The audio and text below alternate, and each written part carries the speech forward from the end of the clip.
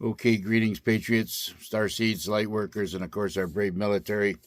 Welcome to 1776 United, and we are in a worldwide revolution. Now, everything I've said and have done, it's all been about trying to find the truth, and not putting any icing on anything. Just get it out there and as a messenger, and let you make a decision on that. Okay, so I try my very best to get the truth out there, to find the truth, and it's to help everybody out there understand exactly how much we've been lied to. So going back to this, your birth certificate, and I want to make this extremely clear for everybody so they understand exactly what's going on. Okay, when you were born, they had put they register you with a birth certificate, okay? Then, of course, they jab you with whatever poisons they want, and I'll tell you that there's a reason for that. And then, of course, when they do the registry, they send that paperwork from the hospital over to the banks, whatever bank. Could be some central data center. Okay, at that point, you have a bank bond put on you, okay? And from there, they sell that to the insurance companies and put a life insurance on, maybe 2, 3, 4, 5 life insurances on you. Completely fraudulent, completely illegal, criminal fraud at the highest level, okay? Then you're sold on the stock market back and forth, depending on what you could do through life. Maybe have an accident or whatever, and you're laid up. All this is insurable. And then when you die, they get all these, this life insurance, get all this money back. You're basically a human asset, okay? And your trust account is linked to you, the straw man, okay? Now, never informing you of this, and never allowing you to allow consent to this, okay? Your straw man, let's just go back a little bit. And the reason why they don't mind trying to depopulate the planet, and this goes for every country that has a bank, that has a central bank, will be doing this to their people. Any country that has central banks will have birth certificates, okay?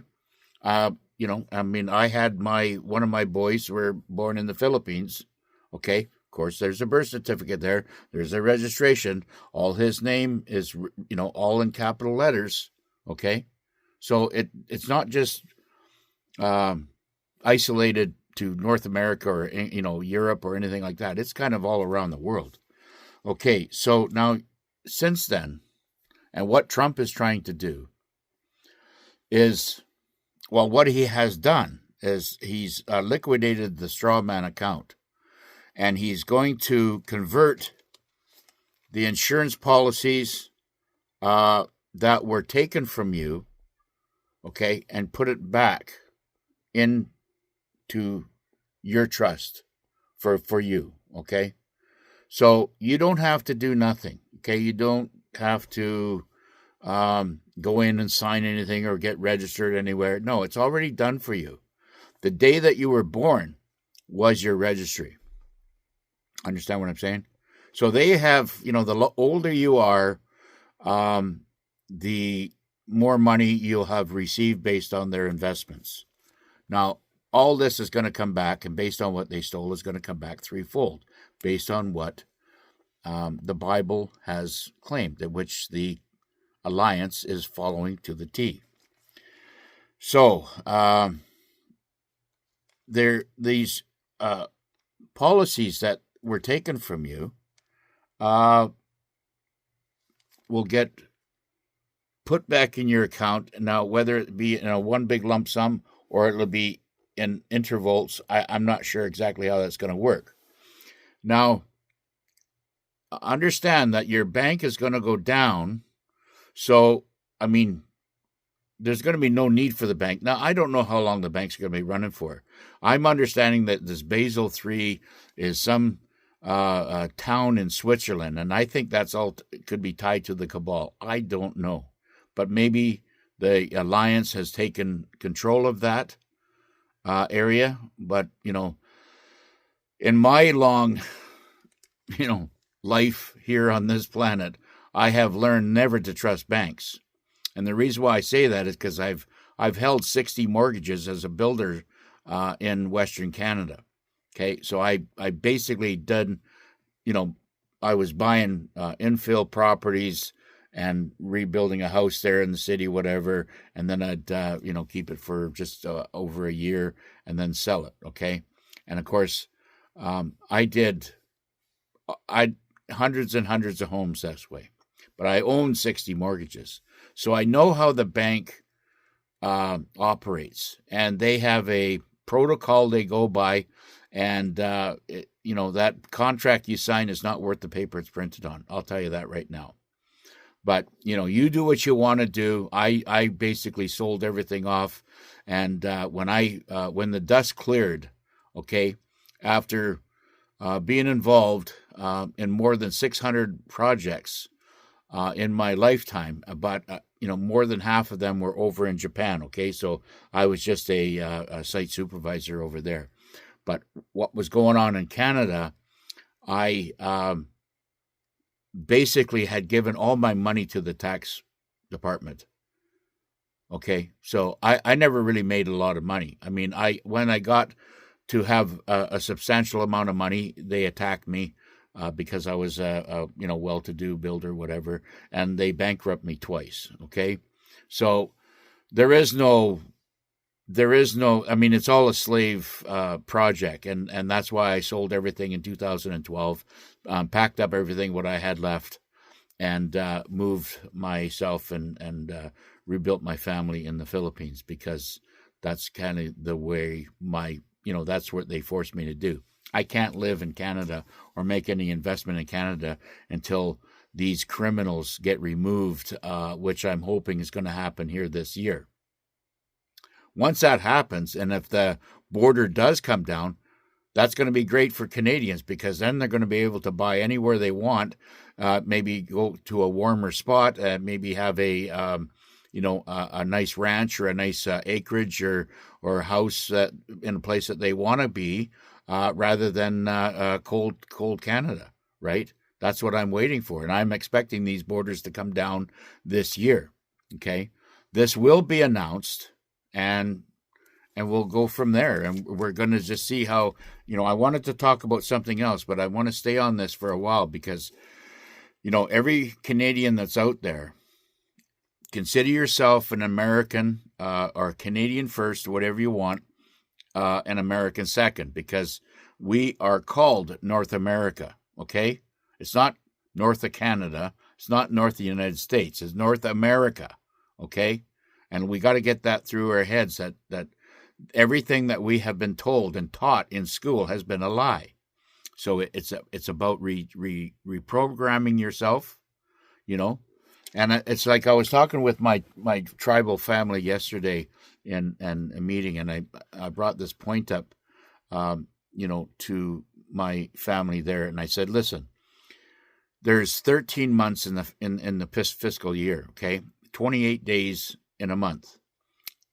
Do your dividing from there, it works out to 13 months.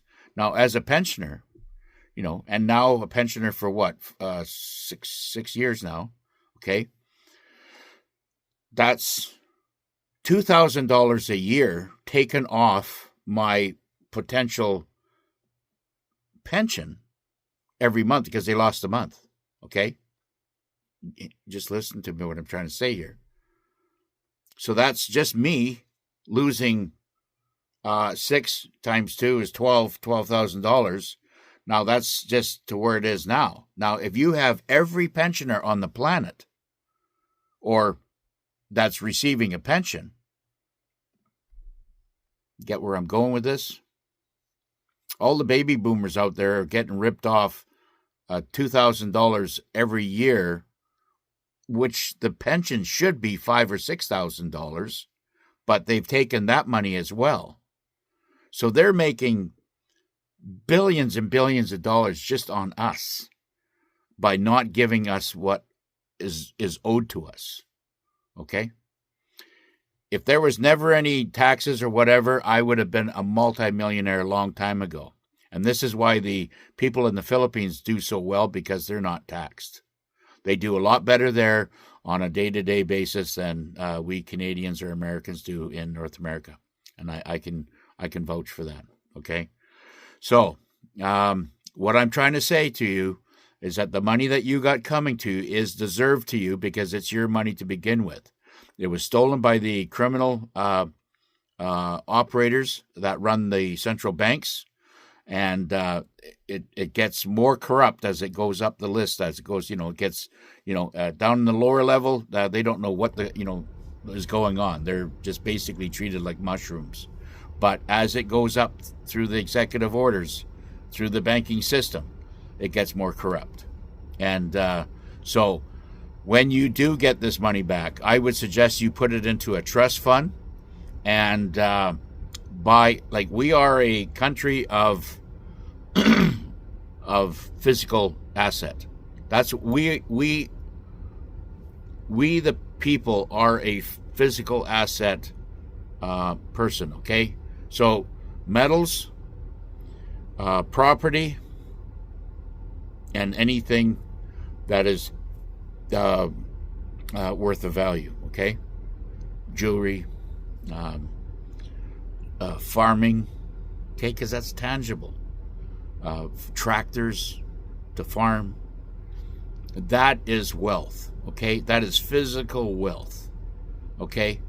We're not going to be living on, digital bullshit in the phone saying, this is why I've never been where they're going with this, all this digital bullshit. I can do without.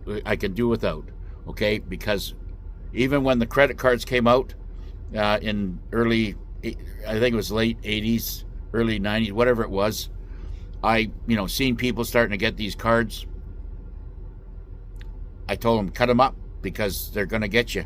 That is a sign or a way of enslaving you even more. They're working on your weakness. And then when so all I'm trying to say is that now that all this digital stuff is coming out, the XRPs and the XL, and that might be great money. That might be, you might be making a lot of money on Bitcoin. That's great. But pull the damn stuff out and stick it in your pocket physically, because there's some clown at the other end that could switch your account off and black you out, and you have no way of recording or recouping your money. So when you do receive your money, put it into physical asset as fast as you can. Don't keep it in the bank. Don't sit on it like a little mother goose. Move it. Move it into assets, physical assets. Like I said, land and, farm equipment if you want. Anything to do with physical value that will help yourself and your family and your children's from there. It's very, very important that we know what to do with the money. And of course, do the humanitarian work, because that's going to be monitored, and you'll receive more money to do the things that you want to do to help humanity. All right. So I hope that helps a lot. I just want to say a shout out to all my patriots out there, and God bless you all, and we'll see you on the next one.